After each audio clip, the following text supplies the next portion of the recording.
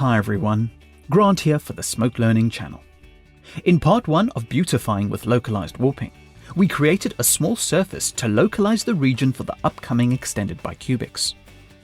We also textured this surface and started applying expressions to keep the texture aligned to the main key of the model.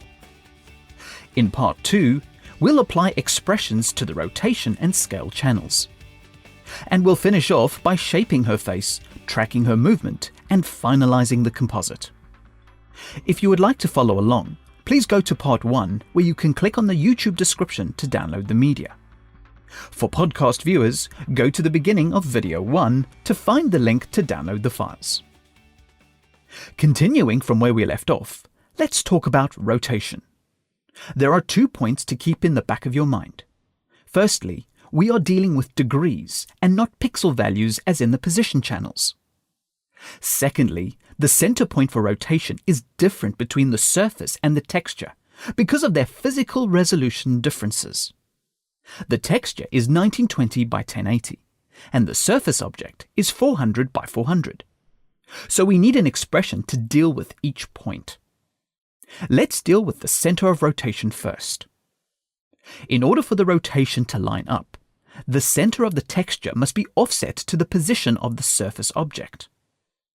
So select the axis node for the surface. As before, right-click on the X position channel and choose to copy it. Select the axis of the diffuse map and right-click on the X center and choose to link channel. You need to repeat the same for the Y channel as well. Select the surface's axis node, right-click, and copy the channel. Select the diffuse map axis node, right-click, and link channel. This offset will compensate for the resolution differences between the actual surface and its HD texture. The second expression for rotation will deal with inverting the data similar to the position expressions. Select the surface axis node, right-click on the Z rotation channel, and copy the channel. Select the diffuse map axis node, right-click the Z rotation channel, and link channel. Now let's edit the expression. Switch to the animation menu and press Shift-Tab to focus on the selection. Select the Z rotation channel and click the Expressions button or press Shift close square bracket. As before, place the whole expression in round brackets and then add a minus at the beginning of the expression. Press Enter and this will take care of rotation. Switch back to the main menus. The final transformation we need to apply is an expression to scale. Let's first link the channels with the standard expression. Select the surface axis node, right-click on the X scale channel and choose Copy. Now select the diffuse maps axis node and right-click on the X scale channel. Choose Link channel. Now if there is no reason to have proportion turned off, the X scale value will be the same in the Y and Z channels. So just right-click on those channels and link them to the X scale channel. So we have one channel driving 3 expressions. Switch to the animation menu and press Shift-Tab to see the channel selection. Now scale does not work in pixels or degrees. Instead, it uses a percentage. Because of this, the expression needs to use division as opposed to a straightforward invert. Select the X scale channel first. Press Shift close square bracket to open the expression editor. At the beginning of the expression, type 10,000 / or divide. Press Enter.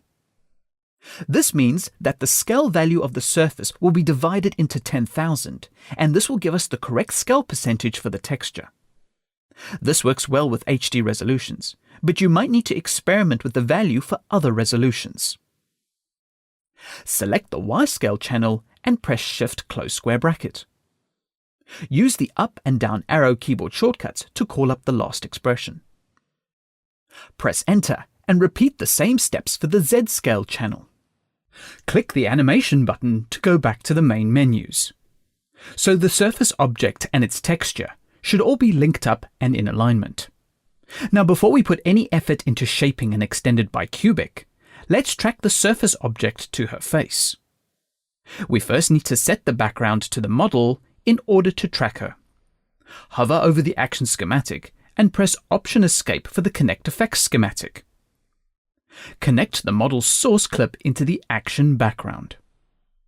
In fact, we'll use action to output the result of our changes with a fill and alpha. So this will be fine for now. Hover over the Connect Effects schematic and press Escape to return to the action schematic. Select the axis for the surface object. In the Transformation menu, go to the Tracking tools. You want to track position, rotation and scale in this case because the model has those movements. So change the settings to Rotation on and Scale on. Enter the Tracking tools. Now place the first tracker box for position on one of her eyes. And place the second tracker box for rotation and scale on her other eye. Go ahead and analyze the track. These should be pretty solid. Exit the stabilizer and scrub the time bar. The surface is pretty much locked to her face. The only concern is that the surface has shifted because the position track is applied to the center of the surface. In this scenario, it is over her eye. Now you could select the object and go to its surface menu. Adjust the offset will offset the surface against the tracking data. But once again, the texture gets left behind. Let's remedy this with another axis and an inverted expression. Pull the diffuse map node downwards to make some room in the connection. Go to the Action Bin menu. Drag out an axis node and connect it just above the diffuse map texture. This axis node will act as an offset for the texture. Double-click on the surface object for its controls. Go to the Surface menu and right-click on the X offset. Click Copy Channel. Select the newly created axis and right-click over the X position channel. Click Link Channel. Now repeat the same steps for the Y offset. Select the surface object, right-click, and copy channel. Select the new axis, right-click in the Y position channel, and link channel. Next, we invert the expressions. Switch to the Animation menu and press Shift-Tab to focus on the selection. Select the X position channel and press Shift close square bracket for the expression editor. Put the expression in rounded brackets and add a minus to the beginning of the expression. Select the Y position channel and repeat the same steps. Put the expression in rounded brackets and add a minus to the beginning of the expression. And as always, press Enter to confirm. Click the Animation button to go back to the main menu. If you select the surface object, you can now adjust the X and Y offset values and the texture will stay locked. Now switch to the Vertices menu and subdivide the surface a few times. If the subdivisions don't align to your liking, go back to the Surface menu and adjust the offset until they do. Now let's have some fun. Select the extended bicubic surface in the view and start warping. Take some time on this, as we always strive to please our clients. So moving a bit ahead, I have spent a bit of time massaging the model's face and appeasing my client. Scrubbing the time bar, the model moves and so does the textured extended bicubic surface.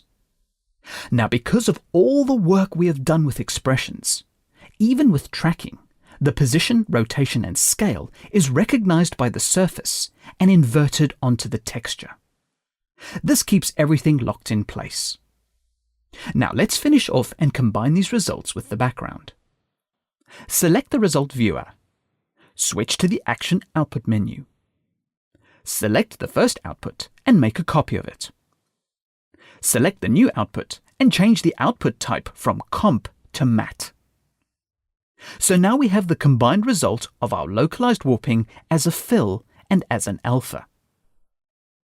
Hover over the action schematic and press Option Escape. Click the Effects node button and drag out a comp node from the Connect Effects node bin. Connect the Action, Fill and Matte outputs into the first red and blue inputs of the comp node. And finally, take the connection of the background and connect it into the second red input of the comp node. If you select the comp node and scrub the time bar, you will see the final result. So here I have the before and the after. You can see the difference in the model's face, and it all blends together pretty seamlessly. Localized warping has endless applications, from doing beauty work, pack shot adjustments, cleanup work, and more. Comments, feedback, and suggestions are always welcome and appreciated. Thank you for watching, and please subscribe to the Smoke Learning channel for future videos.